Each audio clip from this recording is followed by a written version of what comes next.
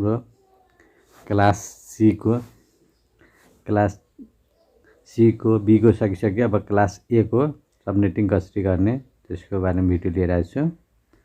यो अब 11.0.0.023 यो हाम्रो क्लास ए मा पर्छ। अब यसको सबनेटिङ गर्ने सबैको तरिका एउटै हो, मैले भनिसके हो।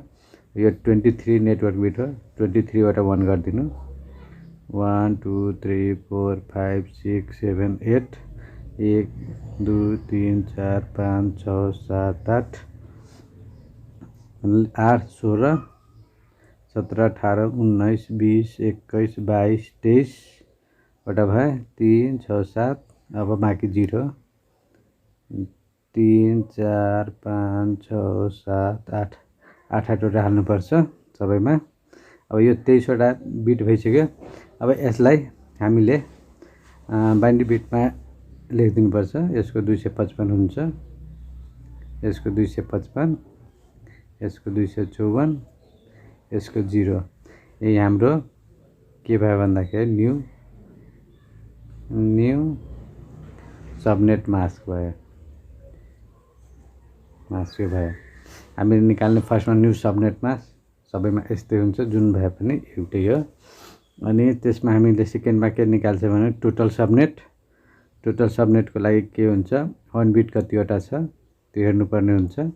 अन बिट भनेको क्लास ए मा 8 बिट हुन्छ, त्यही भएर 8 यहाँ 23 छ, 23 बाट 8 घटाउनुस्, चाहे यहाँबाट 8 छोडेर गर्नुस्, जतिवटा हुन्छ त्यो यो 8 वटा छोडेर 8 वटा यहाँ छ, 7 वटा यहाँ छ, 15 वटा 1 छ, त्यही भएर अन बिट भनेको 15 भयो।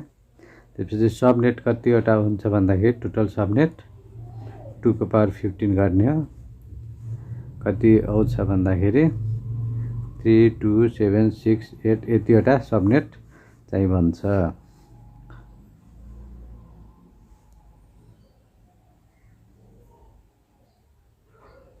अब हामीले निकाल्ने के भन्दाखेरि थर्डमा अफ बिट निकाल्नु पर्ने हुन्छ। अब अफ बिटको लागि होस्ट निकाल्ने हो, त्यो होस्टको लागि अफ बिट निकाल्नुपर्छ। अफ बिट हाम्रो कतिवटा 0 छ भन्दाखेरि 9 वटा 0 छ, यो 8 वटा 9 वटा।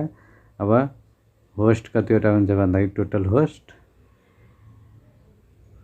कति हुन्छ 2 को पावर n, यो भयो 512। भ्यालिड कतिवटा हुन्छ, दुईटा सबैमा कम हुन्छ, त्यही भएर 512 माइनस 2 510 वटा भ्यालिड हुन्छ। अब हामीले रेन्ज निकाल्नको लागि के गर्नुपर्छ,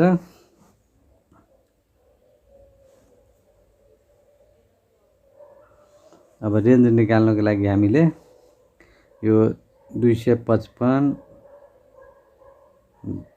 सबैमा 255 गर्ने हो।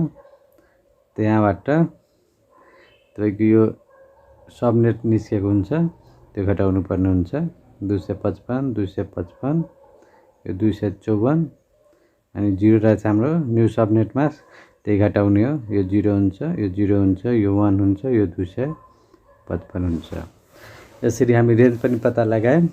अब चाहिँ ब्लक साइजको लागि हामीले फर्स्ट